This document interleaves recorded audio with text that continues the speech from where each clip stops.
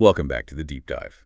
Today we're plunging into, well, a really intense world, Wall Street, but where the air itself just crackles with panic. Yeah, Forbin's made and lost instantly. It's got that kind of energy. Exactly. And where one guy's sheer rage can actually threaten the whole financial system. It's quite an image to start with. Right. Picture this.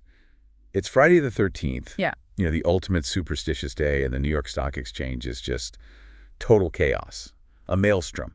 And that old ticker tape, the one spitting out stock prices. Yeah, that continuous paper printout. It's literally, and this is a quote from our source today, spelling panic in a constantly rising voice. Stock values are just crumbling everywhere. Wow. And behind it all, you said one person. At the heart of it, yes. One individual waging this like mysterious and incredibly destructive rampage. Okay, so what's the source for this? Sounds dramatic. It is. It's the opening of Thomas W. Lawson's 1907 novel, Friday the 13th. And that's our main source for this deep dive. Ah, Lawson. Yeah, he was quite the figure in finance himself back then. He was. And this book, it's really more than just a story. It's this sharp critique, almost an expose of finance in the early 20th century. Right, it gets into the ruthless side of chasing wealth, how the system, as Lawson calls it, actually works. Or worked. Exactly, that intricate, often kind of predatory machinery. And the human cost, the really profound human cost of trying to fight it. So our mission today Is basically to unpack the truths about power, about ethics, human nature, that are buried in this really captivating story. Why did it hit such a nerve back then? And maybe more importantly, what lessons, maybe even chilling ones, does it hold for us now? Sounds fascinating. Okay, let's get into it. The stock exchange in chaos. Yeah, so we're thrown right in. Our narrator, Jim Randolph, he gets this urgent call. It's from his junior partner, Fred Brownlee. Okay. And the news is pretty stark. Right. This meltdown, this spelling panic, it's not random, it's deliberate. Deliberate. By who? By Jim's friend, who is also Fred's brother, Bob Brownlee. Fred says Bob is on the warpath, uglier than I ever saw him. Yeah, and that he has the power, the nerve, and the devilish cruelty to rip things. It makes you wonder, right? What kind of person does that, and what pushes them to it? Well, what's really interesting there is how Lawson immediately takes this, abstract fear, a market crash, and grounds it in one person's raw emotion, almost primal rage. It's not just numbers on a tape, it's personal. Exactly. Lawson directly links Bob's spell, this recurring mood, where he apparently sees the world as a jungle peopled with savage animals, to all this financial destruction. Like his mood infects the market. Pretty much. And it really raises a key question for you listening.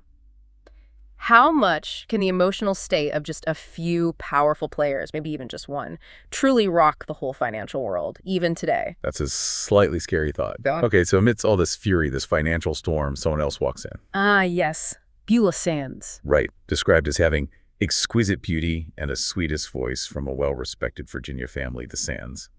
She walks into Bob's office. And her story.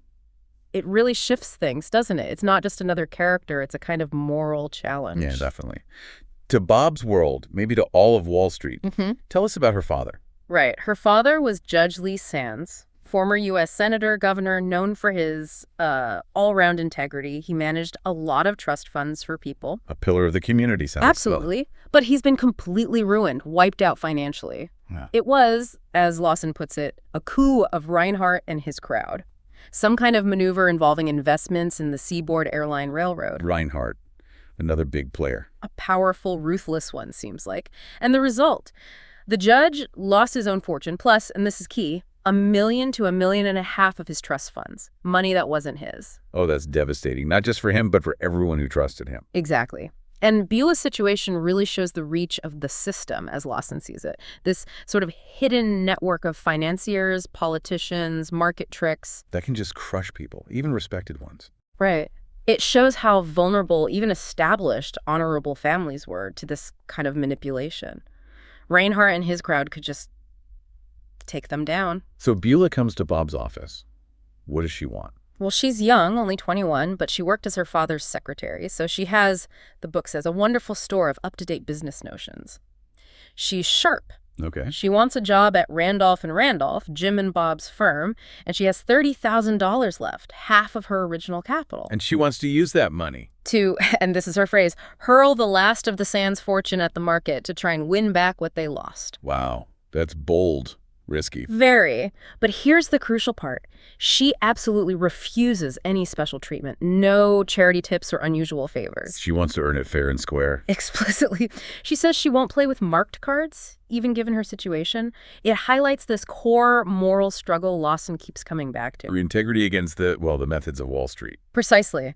It sets this ethical standard that Bob, seems to both admire and maybe struggle with. So how does Bob react to her? To her story, her principles? It hits him hard. The book says we see this big shift in him. The bounding elasticity, the rollicking laugh, they're gone. The fun-loving guy disappears. Yeah, the prank-loving boy becomes a man with a burden. He's clearly captivated by Beulah, by her principles. He respects her stance. Deeply. He even says to Jim, if all Wall Street had a code similar to Beulah Sands to hew to in their gambles, ours would be a fairer and more manly game. High praise, considering the source. And she has this very clear view. Every dollar one man makes, another loses. Making money without giving real value back. She sees that as basically robbery. Okay, so Bob's impressed, maybe even changed by her moral compass. But then, what does he do? Well, this is where it gets really complex. Almost immediately after saying all that, he proposes a scheme. A scheme. Not exactly playing by Beulah's rules, I'm guessing. Not quite. It's a calculated deal in sugar stock, American Sugar Refining Company, presumably. And why sugar? Because Bob has insider information. He knows about a tariff bill coming up in Washington. Ah, politics and finance mixing. You got it.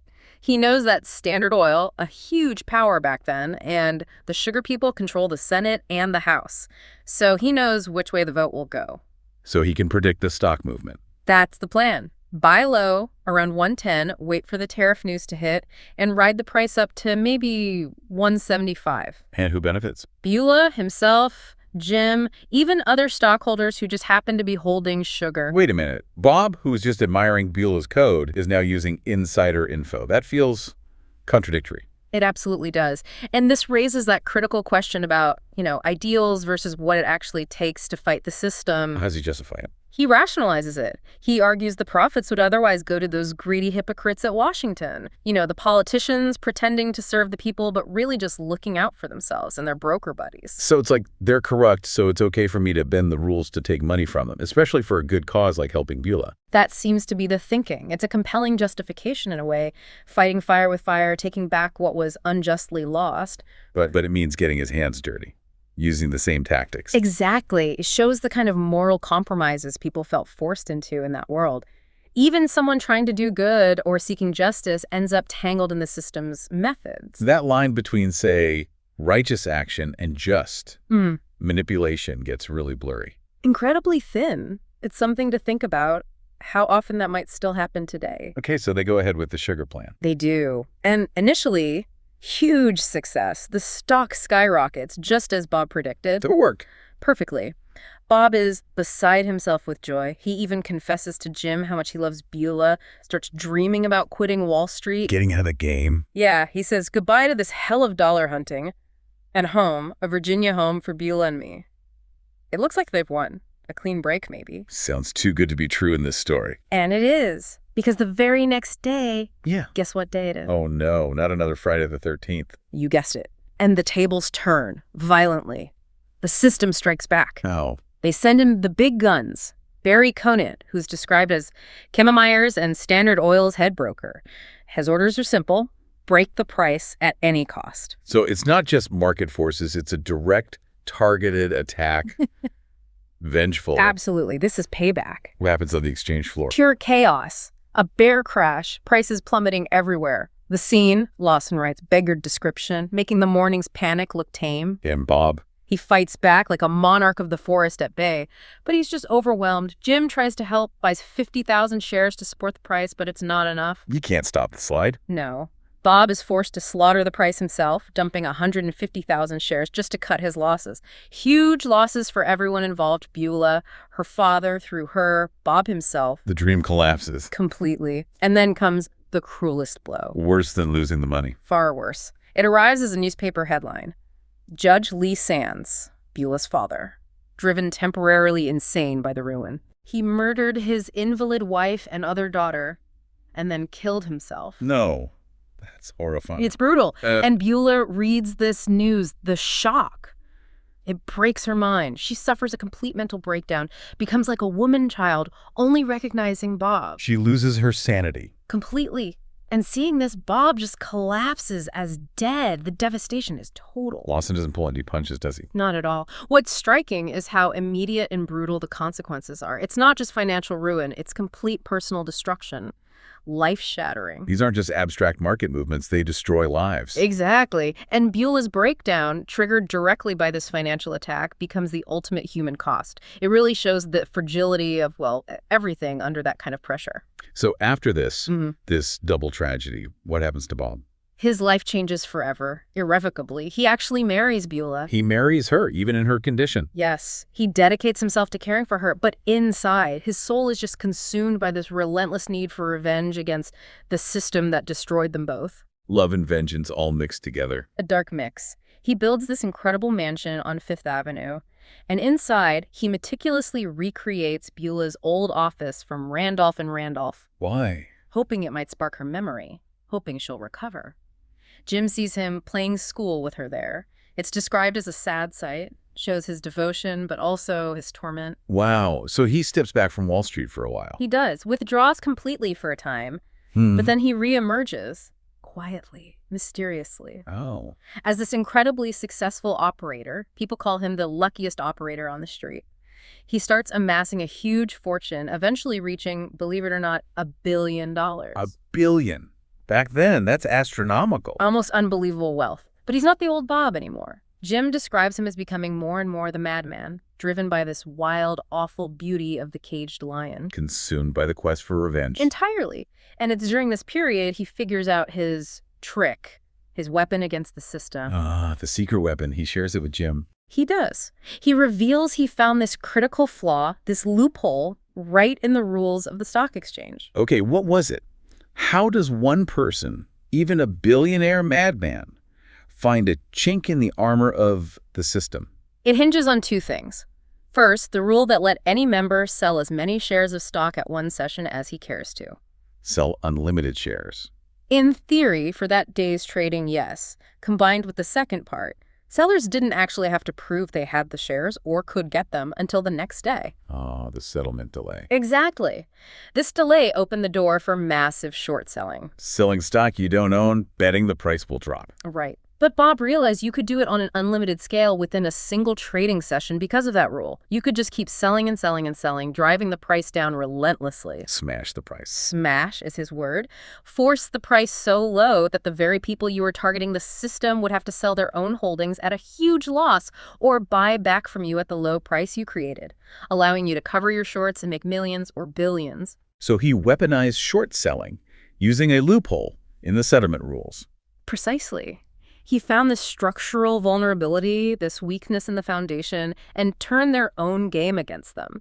He calls it a perfect means of taking away from the few the wealth they had secured from the many.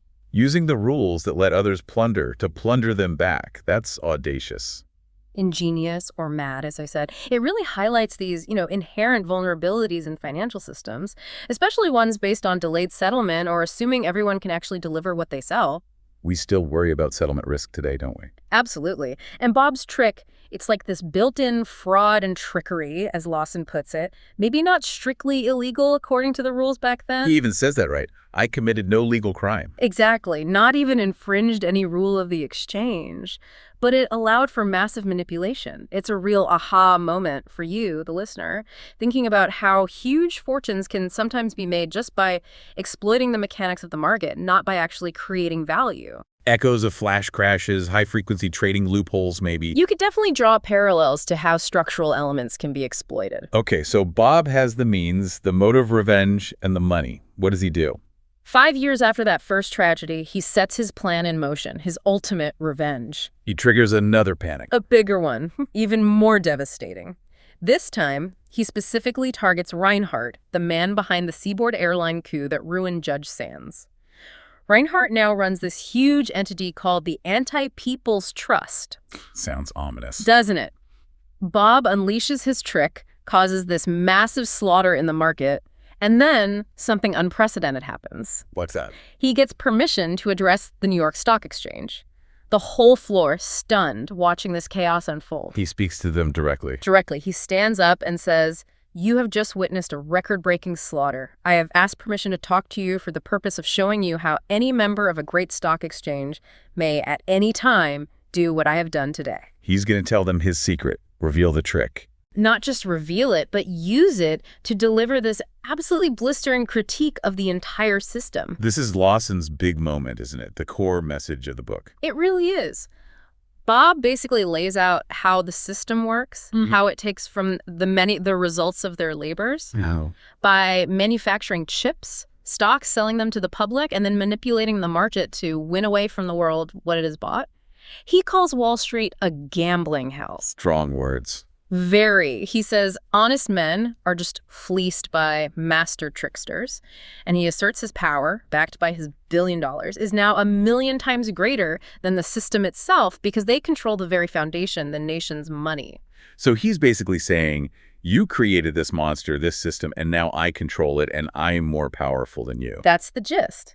And he challenges them. He dares the exchange to try and stop his invention, his trick. Can they? He says, no, there is no rule or device that can prevent its working, not as long as short selling is allowed like this. Wow.